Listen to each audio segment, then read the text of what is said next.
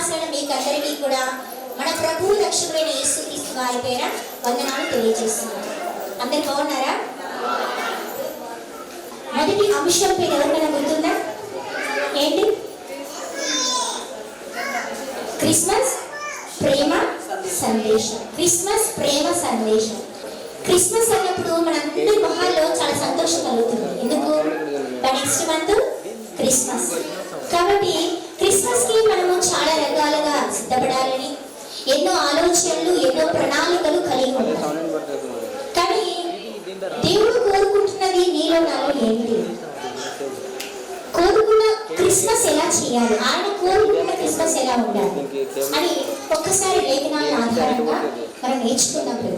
ఎందుకంటే ఎంతసేపు మనం ఏమనుకుంటామంటే కంటికి, ముఖ్యంగా ఒంటికి, ఇంటికి, పంటికి కదా ఏమనుకుంటాం, పంటికంట, ఇంటికంట, ఒంటికి అవి మాత్రం మూడు చూస్తాం.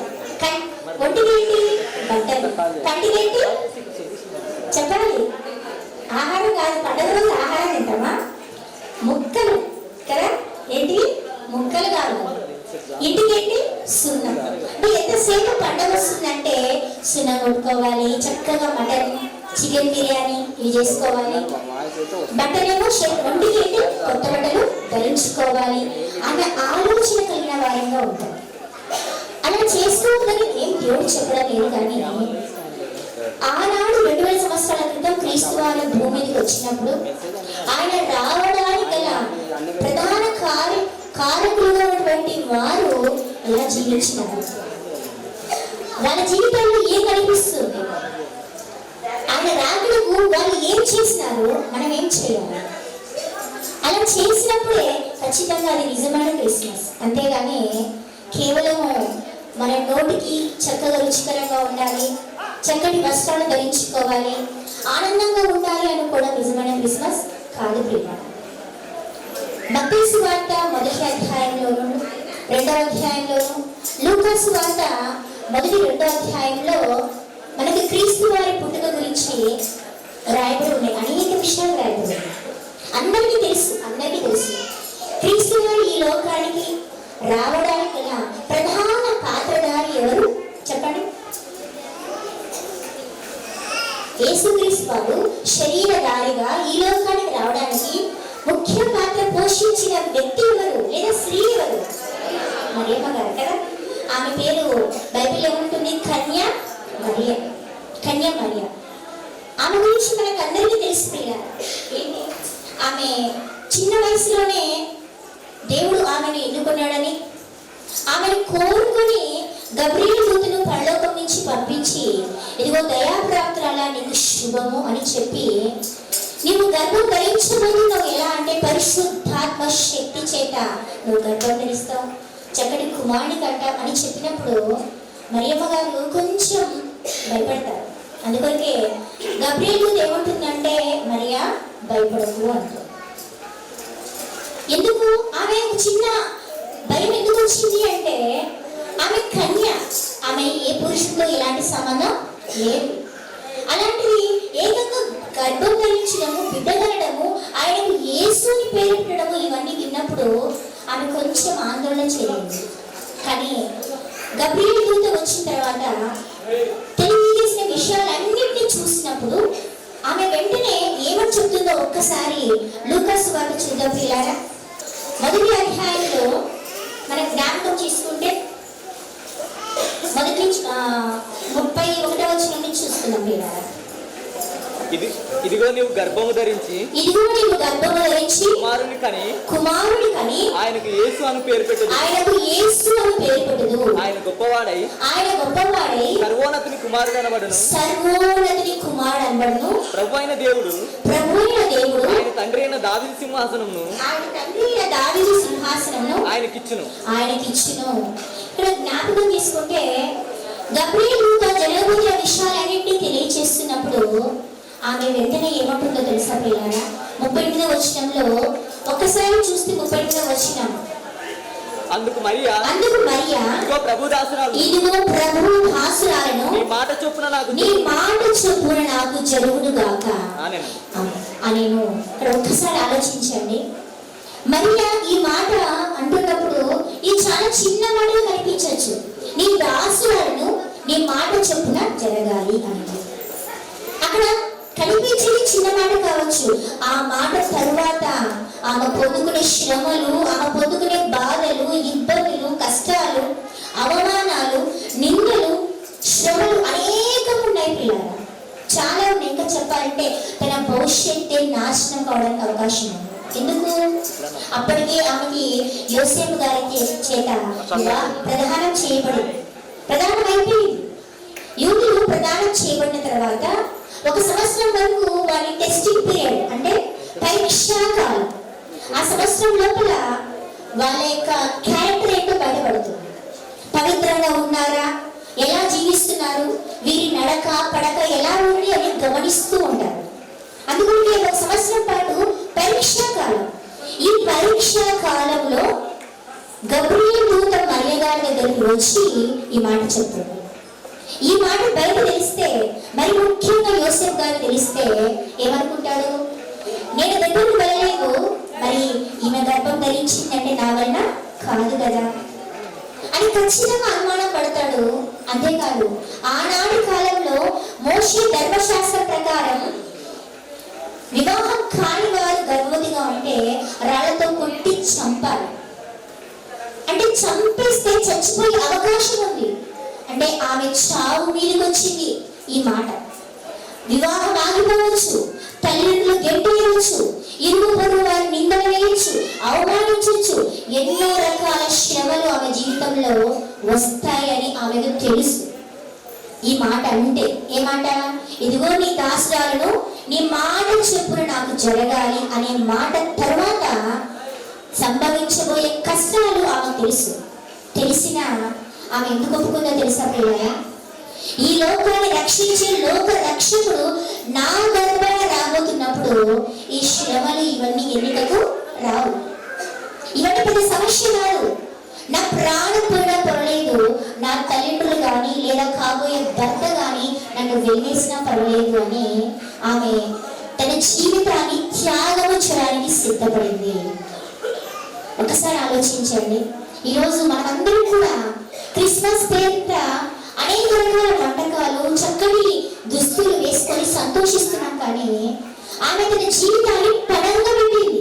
జీవితాన్ని పణంగా పెట్టింది. ఈరోజు క్రిస్మస్ చేసుకుంటున్న నీవు నేను ఏం పణంగా పెట్టడానికి ఇష్టపడుతున్నాం? ఏం త్యాగం చేయడానికి ఇష్టపడుతున్నాం? ఒకసారి ఆలోచించండి. ఏమైనా త్యాగం చేస్తున్నామా? మనమే ప్రాణాలు వదిలిపెట్టమని చెప్పట్లేదు కదా. మనం కలిగి ఉన్న దాంట్లో, మనం పొందుకున్న దాంట్లో కాస్ట్లీ బట్టలు కొనుక్కునే బదులు మన దాంట్లో కొంచెం తగ్గించుకొని, ఎంతో మంది పేదవారు ఉన్నారు, బట్టలు లేని వారు ఉన్నారు, తిండి లేని వారు ఉన్నారు, త్రాగడానికి నీళ్ళు లేని వారు ఉన్నారు, ఒక గూడు లేని వారు ఉన్నారు. మనకైతే చక్కటి గూడు, ఇల్లు, బట్టలు, చక్కటి బిర్యానీలు, పిండి వంటలు అన్నీ ఉన్నాయి. మన దాంట్లో కొంచెం ఖర్చు తగ్గించుకొని క్రీస్తు వారి ప్రేమను జ్ఞాపకం చేసుకుంటూ నిస్సహాయ స్థితిలో ఉన్న వారికి కొంచెం సహాయం చేస్తే ఎంత బాగుంటుంది. ఒక్కొక్క వ్యక్తికి సహాయం చేస్తే, లేదా ఒక్కొక్క కుటుంబము ఒక్కొక్క వ్యక్తికి సహాయం చేస్తే ఎంత బాగుంటుంది. 5,000 రూపాయలు చీర కొనుక్కునే బదులు 1,000 రూపాయలు కొనుక్కుంటే పోతుంది. 1000 కొనుక్కునే వాళ్ళు 500 కొనుక్కుంటే పోతుంది. ఏమైనా చీర లేకుండా ఉన్నాయా చెప్పండి? ఆ రోజు కట్టుకుంటేనే పండగనా? కాదు కదా. కాస్ట్లీ కట్టుకుంటేనే పండగ చేసినట్లా? కాదు కదా. ఏదైనా కొంచెం తగ్గించుకోరు. మరియు గారు తన జీవితాన్ని పెట్టింది ప్రియారా, జీవితాన్ని. ఎన్ని శ్రమలు! తల్లిదండ్రులు ఇంట్లో ఉంచలేదు, గెట్టేస్తారు. ఎందుకంటే ఆమె తల్లిదండ్రులు జీవించలేదు, తర్వాత జీవించలేదు అంటే తల్లిదండ్రులు ఇంట్లో ఉంచలేదు. ఈరోజు మన పిల్లల్ని మనం గెంటేస్తే మనకి ఎంత బాగుంటుంది? వాళ్ళు ఎలా బతుకుతారని ఆలోచన ఉంటుందా లేదా? ఒకసారి ఆలోచించండి. కానీ ఆమె ఎవరిని తట్టుకుంది, అవన్నీ సంభవిస్తాయని తెలిసినా ఓర్చుకుంది. చుట్టుపక్కల వాళ్ళు ఎట్లా గర్భవతి అయిందో ఏమో అనేవాళ్ళు ఉంటారా? మంచిగా ఆలోచించిన వారు ఉన్నారు, చెడ్డగా ఆలోచించేవారు ఉంటారు. మన ఇంట్లో మన భర్త ఒక్క మాట అంటేనే ఎంత కోపమో పడతామో చెప్పండి. నిందిస్తే అస్సలు తిట్లనే ఒకవేళ పడతామేమో, కానీ నింద పడిందనుకో ఎవరితోనో మాట్లాడితే ఎవరు వాడు అన్నాడు అనుకోండి, ఇంకా రివర్స్ మన భర్త మీదకి చాలా ఫైర్ అయిపోతుంది. అలాంటిది ఎంతో నిందలు వస్తున్నాయి, ఎన్నో అవమానాలు వస్తున్నాయి, కానీ ఆమె తన జీవితాన్ని పణంగా పెట్టడానికి త్యాగము చేస్తుంది. ఈరోజు ఏం త్యాగం చేస్తున్నామో ఒక్కసారి మనం పరీక్షించుకుందాం, ఒకసారి మనం ఆలోచించుకుందాం. సమయాన్ని త్యాగం చేస్తున్నామా? ఒకసారి ఆలోచించండి. దేవుడు గారు ఆమె అయితే క్రీస్తు వారు ఈ లోకానికి రావడానికి జీవితాన్ని పెట్టింది. ఈరోజు నీవు సమయం ఇస్తున్నావా? ఈరోజు పనులు మార్పులు ఇచ్చినారు, చాలా సంతోషం అని పాస్టర్ గారు చెప్పినారు. నిజమే. అలా దేవుని పని కొరకు, దేవుని సేవ కొరకు, అంతేకాదు నేను దేవుడితో సహవాసం చేయాలి అన్న ఆలోచన కొరకు ప్రతిరోజు నువ్వు కొంత సమయాన్ని ఇస్తున్నావా? రోజుకి 24 గంటలు అయితే 2 గంటల 45 నిమిషాలు నువ్వు ఖచ్చితంగా దేవునికి ఇవ్వాలి. దశంభాగం డబ్బులు మాత్రమే కాదు, సమయం ఇవ్వాలి, నీ కష్టం ఇవ్వాలి, నీ రాబడి ఖచ్చితంగా దేవుడికి ఇవ్వాలి. అంత మాత్రమే కాదు, నీ దేహంని సజీవ యాగముగా క్రీస్తు వారికి సమర్పించాలని రోమపత్రిక 12వ అధ్యాయం 1-2 వచనాల్లో ఉంటుంది. మరి ఇస్తున్నామా? ఆమె జీవితం ఇచ్చిందే, మనం ఏమి ఇస్తున్నాం? ఒక్కసారి క్రిస్మస్ పండుగ చేసుకోవడానికి సిద్ధపడుతున్న క్రైస్తవులంగా మరియ గారిని చూస్తూ నేను ఏం త్యాగం చేస్తున్నా, నేను ఏమి ఇస్తున్నా, నేనేం సమర్పించుకుంటున్నా? దేవా, ఈ సంవత్సరమైనా నేను అనేకులు కాకుండా కొందరికైనా సహాయం చేయాలి. ఎందుకో తెలుసా? ఎందుకు చేయాలి అంటారేమో. యేసుక్రీస్తు వారు మత్తయి సువార్త 25వ అధ్యాయంలో అక్కడ వ్రాయబడినటువంటి సందర్భంలో కుమారులు చెప్తారు ఏమని? గొర్రెలు మేకలను వేరు చేస్తాను, గొర్రెలు కుడివైపు ఉంటాయి, కుడివైపు ఉన్నటువంటి గొర్రెలు చూపిస్తూ ఆశీర్వదింపబడిన వాళ్ళారా, నేను ఆకలి వంటి నాకు ఆహారం పెట్టినాను, డబ్బు వంటి నాకు దాహం ఇచ్చినారు, నేను పరదేశిగా ఉండి నన్ను చూడవచ్చినారు, నేను చెరసాలలో నన్ను పరామర్శించినారు, బట్టలు లేకుండా దిగంబరిగా ఉంటే బట్టలు ఇచ్చినారు అని కుడివైపు ఉన్న వారిని అంటున్నారు. అప్పుడు వాళ్ళు ఉండి ఎప్పుడు ఇచ్చినావయ్యా నీకు? నువ్వెప్పుడు ఆకలి ఉన్నావు, నువ్వెప్పుడు డబ్బులు ఉన్నావు, నువ్వెప్పుడు దిగంబరిగా ఉన్నావు, నువ్వెప్పుడు చెరసాలలో ఉన్నావంటే ఆయన ఏమంటారో తెలుసా? ఈ నా సహోదరులకు చేస్తుంది కనుక నాకు నువ్వు చేస్తుంది. ఎవరు ఈ నా సహోదరులు? బట్టలు లేనివారు, నీళ్ళు తాగడానికి నీళ్లు కూడా లేనివారు, ఆకలి తప్పులతో అలమటిస్తూ వస్త్రాలు లేకుండా, ఒక గుడారం లేకుండా అనారోగ్య స్థితిలో ఉన్నవారు, వారికి మనం సహాయం చేస్తే ఖచ్చితంగా క్రీస్తు వారికి చేసినట్టే లెక్క అని దేవుడు చెప్తున్నాడు. పిల్లలు అదే రీతిగా చేయకపోతే ఏమవుతుంది అనుకుంటారేమో. ఎడవైపు ఉన్న వారిని చూపిస్తే ఏమంటాడు తెలుసా? మేకను చూపిస్తూ శపించబడిన వాళ్ళారా, నేను ఆకలి కొంటే మీరు ఏం చేస్తారు తెలుసా? నన్ను విడిచి, దేవుని విడిచి మీరు అపవాద సంబంధులుగా మారిపోతున్నారు. కారణం, ఆకలి కొంటే ఆహారం పెట్టలే, నీళ్ళు ఇవ్వలే, బట్టలు ఇవ్వలే, రోగిగా ఉంటే చూడడానికి వెళ్ళలే, ఇవి ఏమీ చేయలేదు కనుక మీరు ఎక్కడికి వెళ్తారు తెలుసా? నరకాగ్నికి వెళ్ళాలి. ఎక్కడికి వెళ్ళాలి అంటే సహాయం చేయకపోతే నరకాగ్నికి వెళ్తామా? వెళ్తాము అని దేవుడి లేఖనం సెలవిస్తుంది. ఒకసారి చివరి 45-46 వచనాలు చూడండి. మత్తయి సువార్త 25వ అధ్యాయం 45-46 వచనాలు. అందుకు ఆయన, మిక్కిలి అల్పులైన వీరిలో ఒకటికైనా మీరు ఈనాడు చేయలేదు కనుక నాకు చేయలేదని మీతో నిశ్చయంగా చెప్పుచున్నాను అని వారితో. ఇంకా చివరికి వస్తే, చివరి వచనాలకు వస్తే, వీరు నిత్య శిక్షకు, ఎవరు? సహాయం చేయని వారు నిత్య శిక్షకు వెళ్తారు. నీ కళ్ళెదురుగా నీ తోటి సహోదరుడు కావచ్చు, నీ బంధువులు కావచ్చు, వీరి స్థితిలో నీకంటే ధైర్యమైన స్థితిలో, అనారోగ్యంలో మందులు కొనుక్కోవడానికి కూడా చేతకాని స్థితిలో ఉన్నవారు కావచ్చు. నీ పక్కనే ఉంటారు. పక్కన నువ్వు మంచిగా బిర్యానీ తింటుంటే వాళ్ళు పచ్చిరడం కూడా తినలేకపోతుంటే దేవుడు నేను లెక్కడగడా?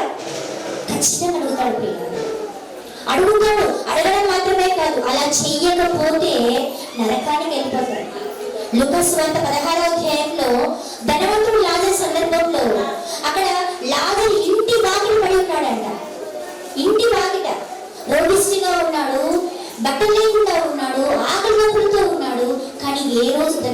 సహాయం చేయలేదు, ఏ రోజు చేయలేదు. చేయకపోగా తర్వాత ఇద్దరు చచ్చిపోయినారు. చచ్చిపోయినప్పుడు ఏమంటున్నాడు ధనవంతుడు? సహాయమే చెయ్యని లాజరును చూపిస్తూ, అబ్రహామా, నేను తప్పి ఉన్నాను, నాకు లాజరు చిటికెన వెళ్తే ఒక్క డ్రాప్ నీళ్ళిపిస్తావా అన్నాడు. ఆయన అంటాడు, నీ జీవితకాలం మటుకు నీకు ఇష్టం వచ్చినట్లు జీవించినావు అంటాడు. ఈరోజు నీకు నాకు ఇష్టం వచ్చినట్టుగా జీవించి మన కళ్ళెదురుగా ఉన్న సాటి సహోదరి మనులకు ఏ సహాయం చేయకపోతే ధనవంతుడు వేదన పొందే స్థలానికి వెళ్ళిపోయినాడు. దరిద్రుడుగా ఏమీ లేనివాడుగా దిగుబడుగా ఉన్నటువంటి లాజరు ఎక్కడికి వెళ్ళినాడు? నెమ్మది పొందే చోటికి వెళ్ళాడు. కాబట్టి ఈ క్రిస్మస్ దినాన మనం ఒక పాఠం నేర్చుకోవాలి. ఖచ్చితంగా ఈ క్రిస్మస్ దినాన నేను ఒక్కరికైనా అట్లీస్ట్ ఒక్కరికైనా సహాయం చేస్తాను. తీర్మానం తీసుకుందామా? చెప్పండి, తీసుకుందామా? తీసుకోవాలి. ఎందుకంటే మరియ గారు తన జీవితాన్ని పరంగా పెట్టింది. నెక్స్ట్ మరి ప్రధానం చేయబడినటువంటి యోసేపు గారు అతను నీతిమంతుడు. అతనికి విషయం తెలిసింది. ఏమని? మరియ గారు గర్భవతిగా ఉన్నారు. తెలిసినప్పుడు అది నేను దగ్గరికే వెళ్ళలేదు, మరి ఈమె ఎలా గర్భవతి అయింది? వద్దులే, ఈమెను అవమానించకూడదు అని చెప్పి రహస్యంగా విడిచిపెట్టాలనుకున్నాడు. కానీ దేవుడితో కనిపించి యోసేపు గారితో మాట్లాడి పరిశుద్ధాత్మ శక్తి చేతనే ఆమె గర్భవతి అయింది కనుక నువ్వు చేర్చుకొని చెప్పినప్పుడు చేర్చుకున్నప్పుడు యోసేపు గారిని ఎంతమంది నిందించుంటారో ఆలోచించాలి. అదేంట్రా యోసేపు, నీకు సంబంధం లేని పుట్టినటువంటి వ్యక్తి విషయంలో లేదా గర్భవతిగా ఉన్న ఆశ్రయ విషయంలో నువ్వెందుకు కేర్ తీసుకుంటున్నావు? ఇంట్లో వాళ్ళే నమ్మకం గెంటేశారు, నువ్వెందుకు ఆమె బాగోగులు చూసుకుంటున్నావు? ఆమె ఎందుకు సంరక్షిస్తున్నావు? ఆమె ఎందుకు పోషిస్తున్నావు? అంత మాత్రమే కాదు, నీకు పుట్టకపోయినా పుట్టబోతున్నటువంటి కొడుక్కి తండ్రిగా ఎందుకు మారుతున్నావు? పుట్టిన తర్వాత కూడా తండ్రిని ఎందుకు అనిపించుకుంటున్నావు అని ఎన్ని రకాల మాటలు, ఎన్ని రకాల అవమానాలు తను అనుభవించింటాడు, తను ఫేస్ చేసింటాడు. కానీ యోసేపు గారు వాటన్నిటిని భరిస్తూ మరియ గర్భంలో ఉన్న క్రీస్తు వారిని కంటికి రెప్ప వలె కాచి కాపాడుతున్నాడు. యేసు ప్రభువారిని కనేంత వరకు యోసేపు గారు మరియ దగ్గరికి వెళ్ళలేదు. ఎందుకు? ఒక యవ్వనస్తుడు యవ్వనురాలు ఒకే ఇంట్లో ఉన్నప్పుడు అది ఎంగేజ్మెంట్ అయిపోయింది, రేపు మాకు పెళ్లి జరగాల్సిన టైంలో జరిగింది. అలాంటప్పుడు నేను పోషిస్తున్నా, నేను సంరక్షిస్తున్నా అని దగ్గరికి పోవడానికి అవకాశం ఉంది, కానీ ఏ రోజు వెళ్ళలేదు. అంటే ఎంత నీతిగా ఉన్నాడు, ఎంత నీతి మంతున్న సాక్ష్యాన్ని తన జీవితంలో కనపరుచుకున్నాడు. ఎంతగా తనలో కలిగినటువంటి ఆలోచనలు కావచ్చు, కోరికలు కావచ్చు, కళ్ళెదురుగా కాబోయే భార్యను టచ్ చేయకుండా ఉన్నాడు. అంటే తను కూడా ఎంతగా తను సంస్థపరుచుకున్నాడు, తను ఎంతగా కంట్రోల్ చేసుకుంటున్నాడు, నిగ్రహించుకుంటున్నాడు. అది కూడా త్యాగం కాదా? బయట వారి నిందలు ఓర్చుకోవడం కూడా త్యాగం కాదా? కొన్ని నెలలు ఇంచుమించు సంవత్సర కాలం బిడ్డలనేసరికి ఇంచుమించు 9 నుంచి 10 నెలలు కదా, అంతకాలం అలా ఉన్నాడు అంటే ఆయనలో త్యాగం కనిపిస్తుంది. అదే మాదిరిగా మనం చూసినప్పుడు మనలో వీరి కాకుండా ఇంకొంచెం మనం ముందుకు వెళ్తే క్రీస్తు వారు పుట్టినప్పుడు అక్కడ సంభవించినటువంటి సంఘటనలో జ్ఞానులు కనిపిస్తారు కదా. క్రీస్తు వారు పుట్టిన తర్వాత అక్కడ నక్షత్రం చూసి తూర్పు దేశపు జ్ఞానులు చాలా దూరం ఇంచుమించు 1500 కిలోమీటర్లు ప్రయాణం చేస్తూ వచ్చినారు. ఎందుకు? పుట్టినటువంటి క్రీస్తు వారిని చూడడానికి వచ్చినారు. ఎంతో ప్రయాసపడుతూ వచ్చినారు. వారి దగ్గర విలువైన దాన్ని త్యాగం చేయడానికి బంగారం ఎంత కాస్ట్ చెప్పండి? ఈరోజు మనకందరికి బంగారం అంటే అమ్మో బంగారం కొనాలంటే 1,00,000 ఉంది అంటారు కదా, చాలా కాస్ట్. విలువైన బంగారాన్ని చూపిస్తూ ఇదిగో ఆయన రాజు అంటూ ఆయన విశ్వసిస్తూ వాళ్ళు వస్తున్నారు. అదే మాదిరిగా సాంబ్రాణి అంటే ఈయన ప్రధాన యాజకుడు అని విశ్వసిస్తూ వస్తున్నారు. మూడవది బోళం అంటే ప్రవక్త శ్రవలకు సాదృశ్యం. అలా విశ్వసిస్తూ అంటే పుట్టినటువంటి క్రీస్తు వారిని యాజకుడిగా, రాజుగా, ప్రవక్తగా నమ్మి వారు సంపాదించింది తీసుకొని ప్రభు వారి దగ్గరికి తీసుకొని రావడం మాత్రమే కాదు, ఆయనకి కానుకగా సమర్పించుకున్నారు. దాంట్లో కూడా సమర్పణ, త్యాగం కనిపిస్తుంది. అంటే ఇక్కడ టోటల్గా చూస్తే క్రీస్తు వారు పుట్టినప్పుడు జరిగినటువంటి సందర్భాలను, అక్కడ జరిగిన వ్యక్తులను చూస్తున్నప్పుడు వారందరూ కూడా వారు కలిగిన దాన్ని త్యాగం చేయడానికి ఇష్టపడుతున్నారు అని కనిపిస్తుంది. అట్ ద సేమ్ టైం గొర్రెల కాపర్లు కూడా ఎప్పుడైతే దూతలు చెప్పి ఇదిగో లోకరక్షకుడు పుట్టినాడని చెప్పినప్పుడు వెంటనే వాళ్ళు తమ కలిగిన జీవనాధారంగా ఉన్న పశువులన్నింటినీ విడిచిపెట్టి క్రీస్తు వారిని చూడడానికి వెళ్ళిపోయారు. కారణం ఏమిటి? వాళ్ళ పశువులు దొంగలెత్తుకుపోతే, మృగం చంపేస్తే భయపడలేదు. ఎందుకు? ఈ పశువులు కాదు, క్రీస్తు వారిని మేము ఆరాధించాలి, దూతలు చెప్పిన మాటలు అనేకులకు ప్రచురించాలి, ఆయన మహిమపరచాలి. ఎంత గొప్ప త్యాగం కనిపిస్తుంది. అంటే ఇక్కడ ఎవరిని చూస్తున్నా, మరియమ్మ గారిని చూస్తున్నా, యోసేపు గారిని చూస్తున్నా, జ్ఞానులు చూస్తున్నా, గొర్రెల కాపులను చూస్తున్నా, త్యాగం కనిపిస్తుంది. కనుక మనం కూడా త్యాగం చేసేవారిగా, సమర్పించుకునే వారిగా మనం ఉండాలి అని దేవుడు లేఖనం ద్వారా జ్ఞాపకం చేస్తున్నాం. అదే రీతిగా జ్ఞానుల్లో మనకు కనిపించింది మరొక క్యారెక్టర్. జ్ఞానుల్లో కావచ్చు, మరియ గారిలో కావచ్చు, యోసేపు గారిలో కావచ్చు, తగ్గింపు జీవితం. తగ్గింపు ఎందుకు? ప్రతి విషయంలో క్రీస్తు వారు ఈ లోకానికి ఎంతగా తగ్గించుకొని వచ్చినారో వీళ్ళ జీవితాల్లో కూడా కనిపిస్తుంది. ఆమె ఆనాడు ఆ లోకంలో, ఆ ఇశ్రాయేల్ ప్రాంతంలో ఒక మిస్ ఇశ్రాయేల్ అంటే మరియ గారంట. అంటే అంత చక్కని అందగత్తె అంట. అంత అందగత్తె అయినా కానీ తన అందాన్ని బట్టి గర్వించలేదు, కానీ తన గర్భాన్ని క్రీస్తు వారికి ఇవ్వడానికి, నిన్నలు మోయడానికి తను తగ్గించుకుంటూ, ఎంతగా తగ్గించుకుందో కదా. ప్రతి ఒక్కరూ తగ్గింపు కనిపిస్తుంది. ఈరోజు మనం కూడా తగ్గించుకుంటున్నామా? మనకున్న స్థితిని బట్టి, మనకున్న అర్హతని బట్టి, మనకున్న ఉద్యోగాన్ని బట్టి, మనకున్న ఆస్తి అంతస్తుని బట్టి తగ్గించుకుంటున్నామా? తగ్గించుకో. చిన్న బాలుడుగా క్రీస్తు వారు ఈ భూమికి వచ్చిన నిజమే, కానీ మొదటిగా ఎక్కడున్నారు? ఆయన పరలోకంలో ఉన్నారు, ధవళ సింహాసనం మీద ఉన్నారు, సమీపింపరాని తేజస్సులో ఉన్నారు. అంత గొప్ప దేవుడిగా ఉన్న దేవుడు, అంత మహిమాన్వితమైనటువంటి దేవుడు, అంత ధవళ సింహాసనం మీద ఆశ్రయించిన దేవుడు తన మహిమను, తన శక్తిని, తన ప్రభావాన్ని అన్నిటినీ విడిచి ఒక మరియ గర్భంలో చిన్న కణముగా ఒదిగిపోయినాడు. ఎందుకోసం అంతగా తగ్గించుకున్నాడు? ఎందుకు అంటే నీ కొరకు, నా కొరకు. ఆయన ఈ భూమి మీదకి రాకపోతే మనకు పాప క్షమాపణ లేదు, మనకు రక్షణ లేదు, మనకు నిత్య జీవం లేదు. మనకు నిత్య జీవాన్ని తీసుకుని వెళ్ళేవారు, చూపించేవారు ఎవరు లేరు. పాపంలో, చీకట్లో, అంధకార శక్తుల చేత పట్టబడి లోకంలో కలిసిపోయి లోక మాలిన్యం అంటించుకొని ఇష్టానుసారంగా మనం జీవిస్తున్నటువంటి మనల్ని క్రీస్తు వారి ప్రేమ ఎంతగా తగ్గించుకున్నాడు అంటే ఆయన ఒక బాల యేసుగా భూమికి వచ్చినాడు. కానీ ఇప్పటికీ మనం ఏం చేస్తున్నాం తెలుసా? ఇంకా బాల యేసుగా లాలి పాటలు పాడుతున్నాం, లాలి లాలి లాలి లాలమ్మ లాలి అని. అంటే ఇంకా శిశువుగానే చూస్తున్నావా? ఇంకా శిశువుగానే చూస్తే క్రీస్తు వారి త్యాగం మర్చిపోతాం. త్యాగం ఒకటి చూస్తే ఆయన రాకడ మర్చిపోతాం. ఆయన తగ్గించుకొని త్యాగం చేసి వచ్చిన నిజమే, అంత మాత్రమే కాదు ప్రియులారా. లోకంలోకి వచ్చిన తర్వాత, చిన్న బాడుగా పుట్టిన తర్వాత దేవుడు ఉండి కూడా ఆయన ఏం చేసినాడు? తల్లిదండ్రులకు లోబడినాడు. ఎందుకలా లోబడినావు అని అడిగితే దేవుడు చెప్తారు, మీరందరూ కూడా నన్ను చూసి మాదిరిగా నేర్చుకోవడానికి, నేను మాదిరి ఉంచడానికి దేవుడై ఉండి కూడా అమ్మా నాన్నకి లోబడి ఉండేను అని ఉంటారు. అమ్మా నాన్నకి లోబడినాడు. ఏం చేసినవయ్యా అంటే తల్లికి సహకారిగా ఉన్నాడు.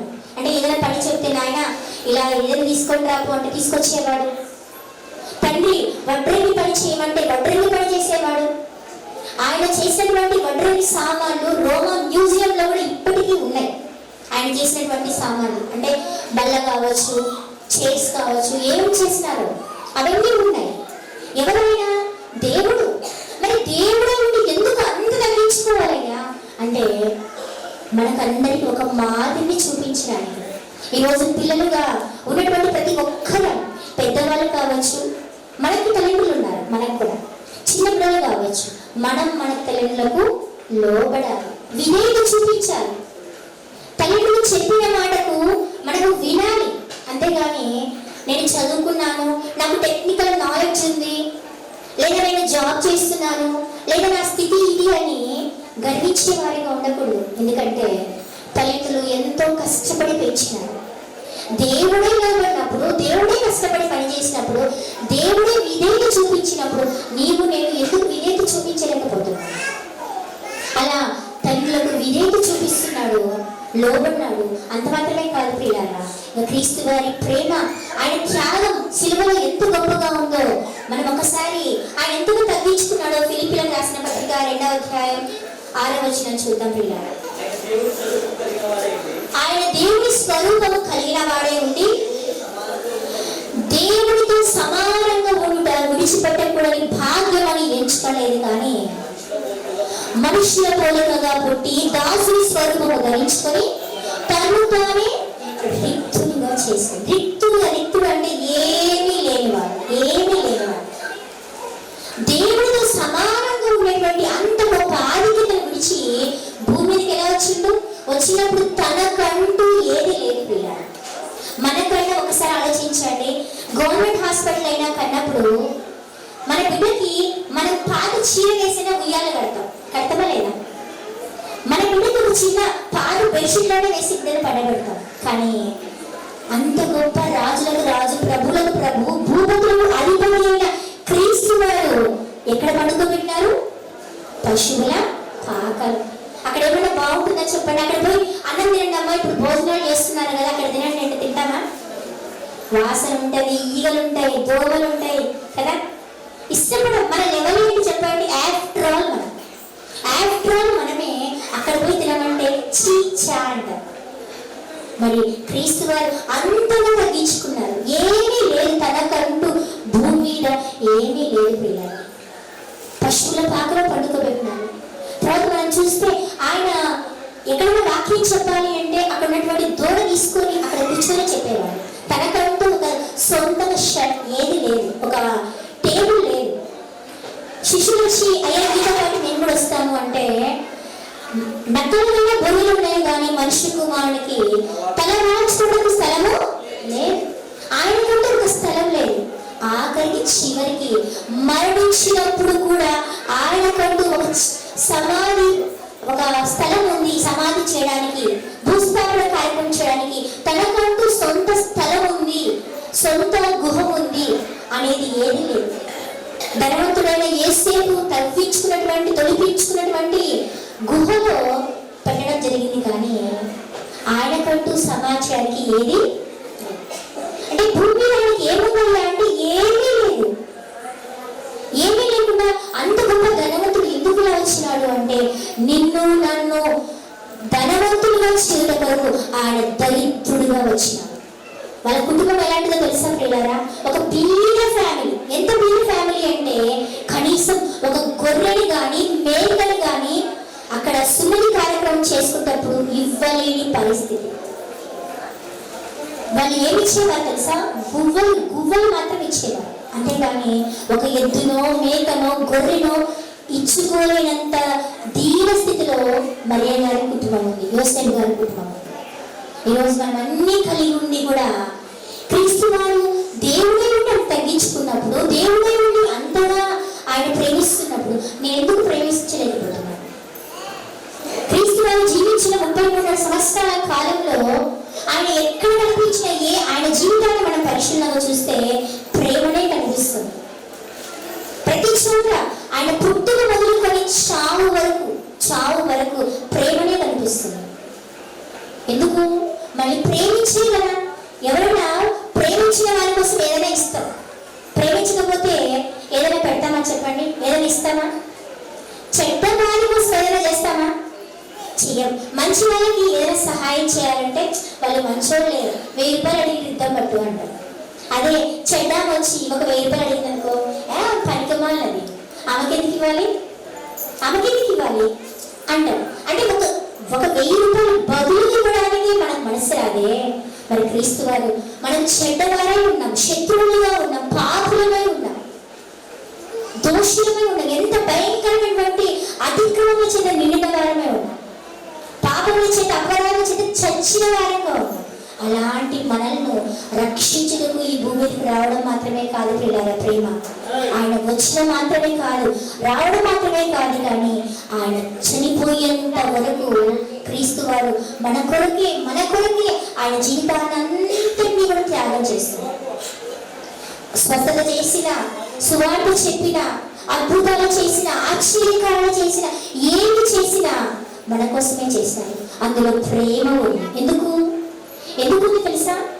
ఆయన ప్రేమించకపోతే, ఆయన సువార్త చెప్పకపోతే, ఆయన మనం బాగు చేయకపోతే మనం ఎక్కడ దేవునికి దూరం అయిపోతాము, ఎక్కడ సాతానుకు దగ్గర అయిపోతాము. సాతానుకు దగ్గర అయిపోతే సాతాను ఉండేటువంటి ఆ నరకానికి వెళ్ళిపోతామేమో అని ఆయన మన కొరకు ఆయన జీవితకాలం అంతా 30 సంవత్సరాలు మన కొరకే జీవించినారు, మన కొరకే త్యాగం చేసినారు, మన కొరకే నిందలు, అవమానాలు, హింసలు, బాధలు అన్ని మన కొరకే పడ్డారు. ఒక్కసారి ఆలోచించండి, ఆయన శ్రమల ఘట్టాన్ని ఒకసారి జ్ఞాపకం చేసుకున్నాను. పుట్టినరోజు మాత్రమే కాదు జ్ఞాపకం చేసుకోవాలి, క్రిస్మస్ రోజు ఆయన పుట్టి బాడుగా లేడని ఇంతకుముందే చెప్పినాం. ఆయన మరణించినాడు, తిరిగి లేచినాడు, తిరిగి రాబోతున్నాడు. ఇంతవరకు మనకు జ్ఞాపకం చేసుకోవాలి, కంప్లీట్ జ్ఞాపకం చేసుకోవాలి. ఆయన మరణంలో కూడా ఎంతగా ఓర్చుకున్నాడో చెప్పండి.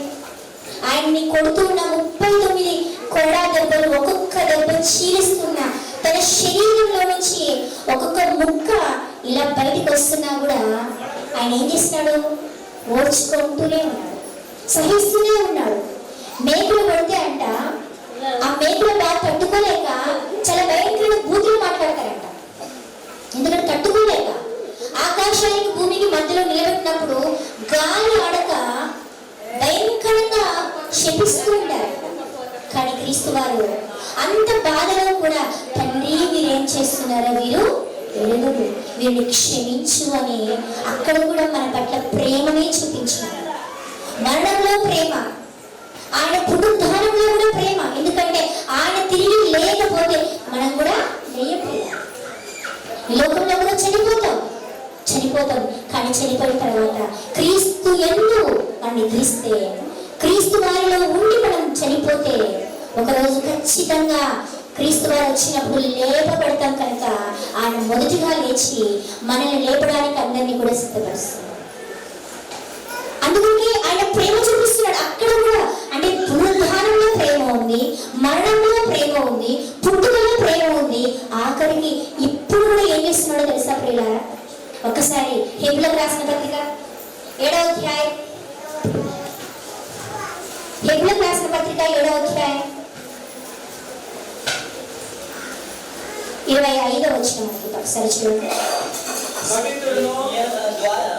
ఈయన తన ద్వారా దేవుని యొద్దకు వచ్చి వారి పక్షమున విజ్ఞాపనము చేయుటకు నిరంతరము జీవించున్నాడు. ఇప్పుడు కూడా ఆయన తిరిగి లేచి పరలోకానికి వెళ్ళి తండ్రి కుడిపార్శ్వన కూర్చొని ప్రశాంతంగా లేడు, సంతోషంగా లేడు. ఇప్పుడు కూడా మన కొరకు విజ్ఞాపన చేస్తున్నాడు. ఎందుకు విజ్ఞాపన చేయాలి? ఆయన విజ్ఞాపన చేయకపోతే నీవు నేను మనం అందరం ఎప్పుడో చచ్చిపోతున్నాం. ఎందుకో తెలుసా?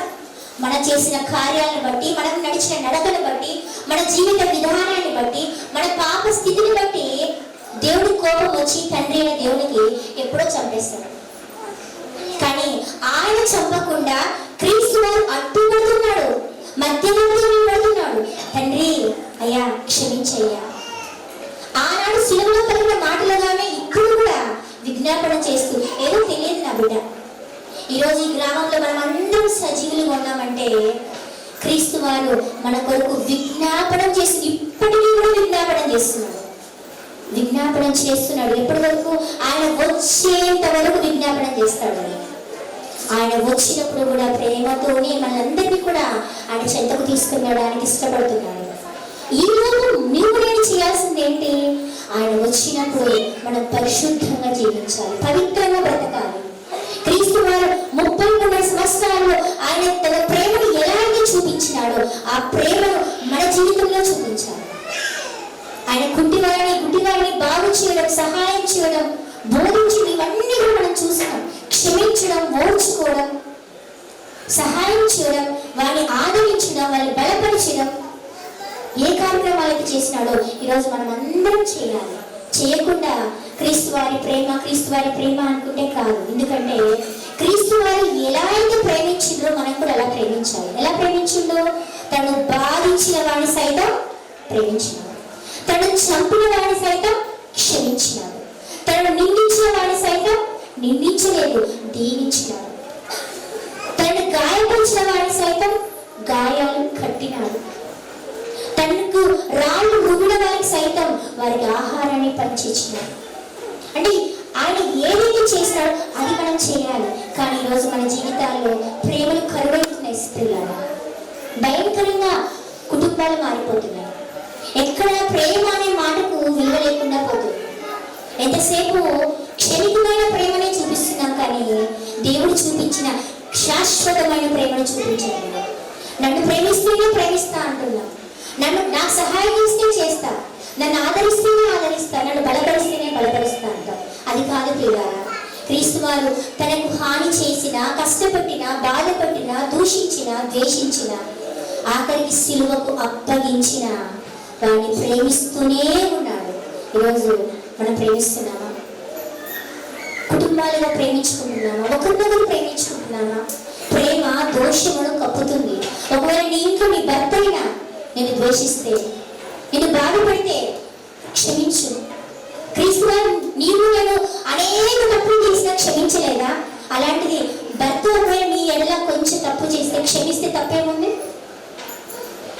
లేదా భార్య నీ ఎడల తప్పు చేస్తే భర్తగా నువ్వు క్షమించు. ఒకరినొకరు ప్రేమించుకొని నేర్చుకోవాలి. ఎందుకంటే మనకి ప్రేమ శాశ్వత కాలం ఉండేది. ఆ ప్రేమ లేకపోతే నా వాడు కాడు అన్నాడు యోహాను గారు. ప్రేమ ఉన్నవాడే నా వాడు, ప్రేమ లేకపోతే నా వాడు. అందుకు ప్రేమే దేవుడు. దేవుడు ప్రేమ స్వరూపి అయి ఉన్నాడు అంటాడు, ప్రేమ అయి ఉన్నాడు అంటాడు.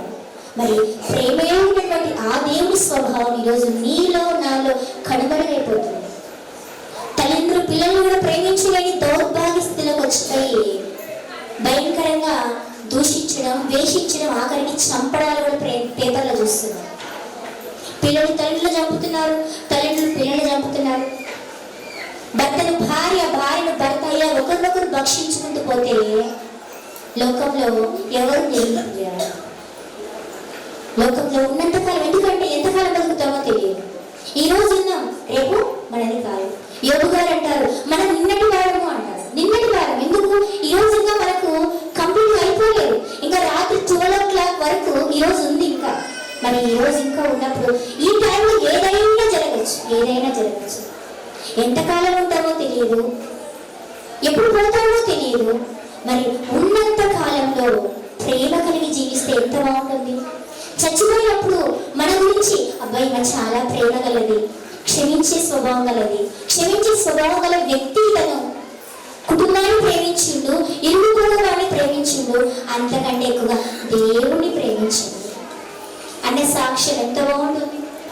క్రీస్తు వారు అదే ప్రేమను చూపించినారు. మనం క్రీస్తు వారిని ధరించుకున్న క్రైస్తవులను చెప్పుకుంటే సరిపోదు పిల్లరా. క్రీస్తును ధరించుకోవడం అంటే క్రీస్తు వారే నీలో నాలో కనబడాలి అంటే ఎలా? ఏదో మాస్క్ పెట్టుకొని క్రీస్తు వారి ఫోటో పెట్టుకుంటే కాదు. ఆయన గుణ లక్షణాలు మనలో కనిపించాలి, ఆయన ప్రేమతత్వం మనలో కనిపించాలి. ఆ ప్రేమ కలిగి మనం జీవించాలి. మన కుటుంబాలు ప్రేమలో వర్ధిల్లాలి. ప్రేమ కలిగి ఉండటకు ప్రయాసపడుగు అంటాడు. అంటే ప్రయాసన అంటే అవును, ప్రేమను పోగొట్టుకుంటే మళ్ళీ ప్రేమ పొందుకోవాలి ప్రయత్నం చేసినా సాధ్యం కాదు. ప్రేమ పోగొట్టుకోవడం చాలా ఈజీ, కానీ పొందుకోవడం చాలా కష్టం. ఎన్నో రోజులు ప్రేమిస్తేనే ఆ ప్రేమను పొందుకుంటారు. పోగొట్టుకునే క్షణం చాలు, ఒక బూతు మాట మాట్లాడు, కోప్పడు, ఆవేశపడు మాట్లాడితే ప్రేమ అవుతుంది. కానీ ఆ ప్రేమ పొందుకోవాలంటే కొన్ని రోజులు పడుతుంది. ఈరోజు మన కుటుంబాల్లో భార్యాభర్తలుగా, అన్నదమ్ములుగా, అక్క చెల్లెలుగా, ఇరుగు పొరుగు వారిగా, తోటి కోడలుగా, అత్త కోడలుగా, మామాలుగా, ఇలా కుటుంబాలుగా ఒకరినొకరు ప్రేమించుకున్నాం. ఎందుకంటే ఆయన అంటాడు మీరు ఒకరినొకరు ప్రేమించుకోండి అని పదే చెప్తారు. నిన్ను వలె నీ పొరుగువాన్ని ప్రేమించు, అలా నీ సహోదరుని ప్రేమించిన వాడు మరణంలో నుంచి జీవములోకి వెళ్ళిండు అంటాడు. ప్రేమించని వాడు మరణంలోనే నిలిచి ఉన్నాడు. మరణం అంటే ఏంటి తెలుసా? నిత్య నరకాగ్ని. నువ్వు ప్రేమించకపోతే, నీ కుటుంబాన్ని, నీ ఇరుగు పొరుగు వారిని ప్రేమించకపోతే, నీ సహోదరులు ప్రేమించకపోతే నిత్య నరకాగ్నికి పాత్రలు అవుతాము. మరణంలోనే నిలిచి ఉంటాము. ఆ మరణము రెండవ మరణము, అదే నిత్యాగ్ని దండన. అగ్ని ఆరదు, పురుగు అని ఆత్మ చావు. పురుగు అంటే ఏమనుకుంటామంటే, ఓ పురుగే కదా, నేను కాదులే అనుకుంటాం. అదే పురుగని ఆత్మ అనుకుంటే నేనే కదా అని భయం కలుగుతుంది. కనుక పురుగని మన ఆత్మ చావదు. ఆ చోటుకు వెళ్ళడానికి ఇష్టపడుతున్నావా? లేదా కుడివైపు ఉన్న వారిని చూసి ఇదిగో మీరు నిత్య జీవానికి పాత్రలు అని దేవుడు చెప్పినట్టుగా మనం కూడా నిత్య జీవానికి పాత్రలు అయ్యేవారిగా, ఇతరులను ప్రేమించే వారిగా మనం ఉంటామా? ఒకసారి మనం పరీక్షించుకుందాం. క్రీస్తు వారి ప్రేమను మన జీవితాల్లో చాటించి బయట దేవుడికి దూరస్తులుగా, లోకస్తులకు దగ్గరగా, శరీరాశల ప్రకారంగా జీవించే అన్ని జనులకు ఒక మాదిరిని చూపుతారు. అవతల వాళ్ళు అనాలి ఏమని? వీళ్ళు క్రైస్తవులు, క్రీస్తు వారి ప్రేమ వీరిలో ఉంది అని చెప్పగలిగే సాక్ష్యాన్ని పొందుకోవాలి. అలా పొందుకోవడానికి మనం అందరం ప్రయాసపడాలని, క్రీస్తు వారు మన కొరకు చేసిన త్యాగాన్ని మర్చిపోక, ఆయన పుట్టుక మాత్రమే చూడకండి క్రిస్మస్ రోజు, ఆయన మరణాన్ని జ్ఞాపకం చేసుకోండి, ఆయన పునరుద్ధానాన్ని జ్ఞాపకం చేసుకోండి. అట్ ద సేమ్ టైం ఆయన త్వరగా రాబోతున్నాడు. ఇప్పటికీ ఇంకా ఎందుకు ఆలస్యంగా ఉన్నాడు, ఎందుకు ఇంకా ఆలస్యం చేస్తున్నాడు అంటే, అందరూ అంతటా మారు మనసు పొందవల్లని దేవుడు దీర్ఘశాంతముతో ఎదురు చూస్తున్నాడు. ఇక్కడ కూడా ప్రేమ ఉంది. ఆయన రాకడలో ఆలస్యం కావడానికి కూడా అందులో కూడా ప్రేమ ఉంది. చూడండి, ఎందుకు? ఇప్పుడు ఈ క్షణం వచ్చింది అనుకోండి, ఎంతమంది వెంటబడతాం, ఎంతమంది విడవబడతాం? ఒకసారి గుళ్ళ మీద చేసుకుని చెప్పగలమా? నేను ఎత్తబడతాను అని చెప్పగలిగే ధైర్యం ఉందా? లేదు. అందుకు ఇంకా సమయం ఇస్తున్నాడు, అక్కడ కూడా ప్రేమిస్తున్నాడు. కనుకనే ఇంకా ఆయన రాలేదు మన దగ్గరికి. క్రీస్తు వారి చివరి రాకడ జరగలేదు అంటే పుట్టుకలో, మరణంలో, పునరుద్ధానంలో, రాకడలో అన్నిట్లో క్రీస్తు వారి ప్రేమ స్పష్టంగా కనిపిస్తుంది. ఈరోజు మనం కూడా అలాంటి ప్రేమ కలిగిన వారిగా మనము జీవించాలని మనస్ఫూర్తిగా కోరుకుంటూ ఈ మాట ఇంతటితో ముగిస్తున్నాం.